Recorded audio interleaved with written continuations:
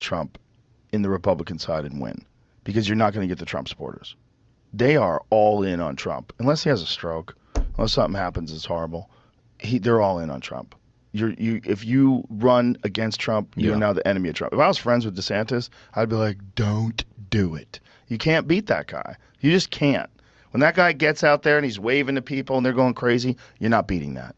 There's a fucking, and the fact that he was the president for 4 years and the country was in a great economic situation, and it looked like his policies were actually effective, and that it looked like the unemployment was down, all business was building, regulations were being relaxed, more things were getting done. You know, when you look at it from a policy perspective, if you just look at it on paper, what he did was effective. A lot of people think it was effective. You don't like him as a personality, so you ignore that. Don't do that. Look at it in terms of a policy perspective.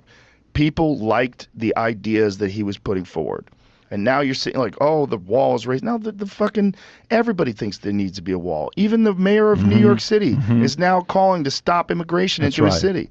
And this was the guy that called for it to be a sanctuary state. When the reality of what your policies, what kind of actions you put forth, what the results of that are, and those results are highly negative, you're forced to sort of recollect your thoughts and come up with a new perspective. And that's what the mayor of New York City is doing right now.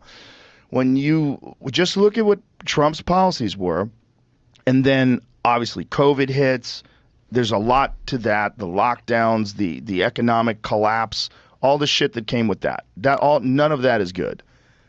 And then Trump holds up this like hope to bring us back to where we were when he was in office. You're not going to beat that. I don't think they're going to beat that.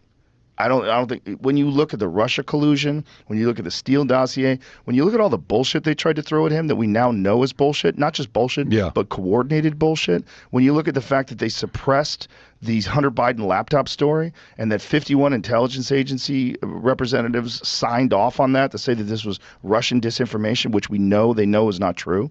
That's scary, because now you have the intelligence agencies colluding to keep a guy from being president that was president during a time where the country was thriving economically. You're not going to beat that guy. Would he get your vote? He'd get my vote before, excuse me, he'd get my vote before Biden. I said that before. I don't think that, I never thought that Biden was going to make it. I never thought that he was going to be functional. You know, like, regardless of what kind of power the president actually has. And it appears under Trump, the president has a lot more power than we think they do.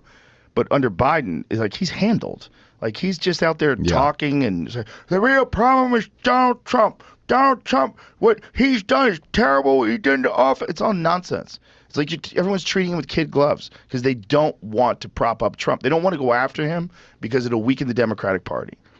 No one is...